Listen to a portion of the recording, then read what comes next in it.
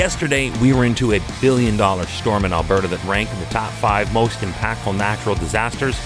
Today, we look back at number 9 because it fell on this day on the calendar in the year 1892. Hi, I'm Chris May, writer, producer, and host of This Day in Weather History, a podcast now in its 2nd year from the Weather Network in Canada. Generally speaking, when you mention tornadoes in Canada, we normally do not think of, well, Canada. We immediately think Tornado Alley, USA.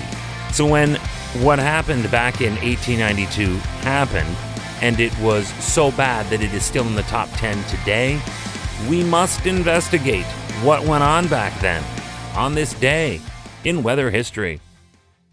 Okay, I will admit, listening back to that last line myself just now, even I find it confusing and unclear.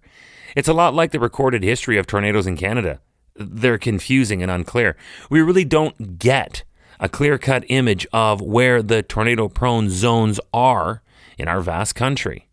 Let's consider that one of the 10 provinces and 3 territories that make up our dominion, the province of Quebec, it actually only averages 5 tornadoes per year. 5.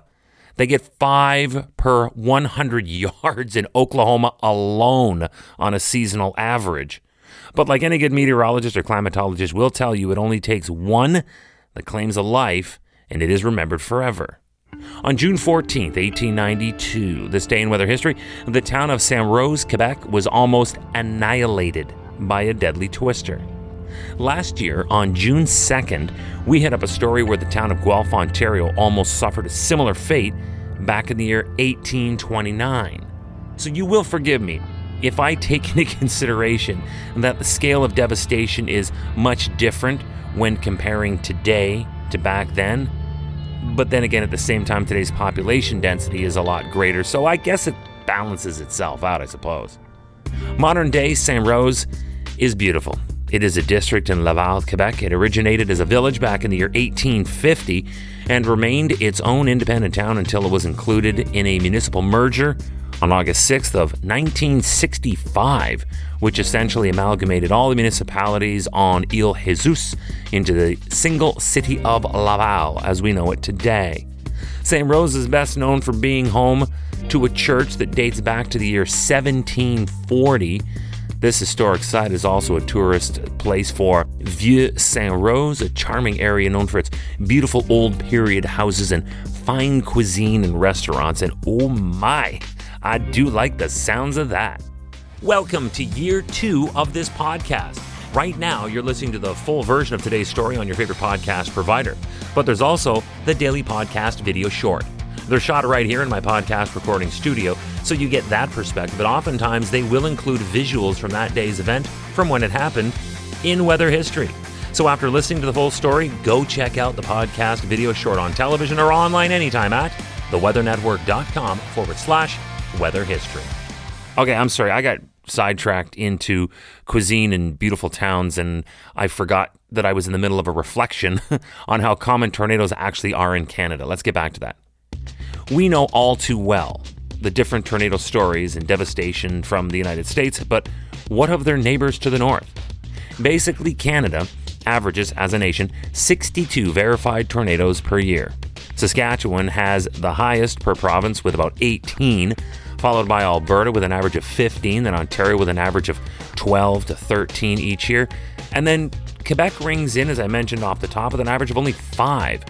But again, like I said, all we need is one to take a life, and it makes history, like it did on June 14th of 1892.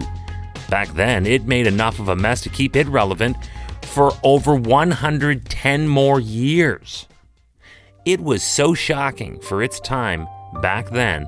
The following article appeared in the Davenport Daily Reader from Iowa, and it read, I quote, "The village of Saint-Rose, a fashionable summer resort, was entirely annihilated yesterday by a cyclone, the debris being deposited in the fields around and about. Among the 6 who died in this event, 3 were children.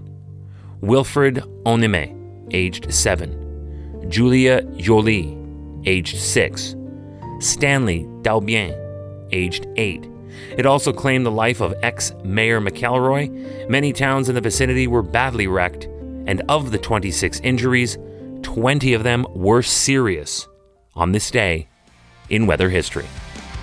Tomorrow is June 15th, and I have a real brain twister of a story for you. This event was so rare that it made this podcast. Enough said. It is a tornado story, but this tornado spun the wrong way. And I don't mean wrong way like, when we go to England and they drive on the opposite side of the street than what we're used to. I mean, this was physically and atmospherically wrong for how this happened. It all unravels tomorrow on This Day in Weather History with me, your host, Chris May.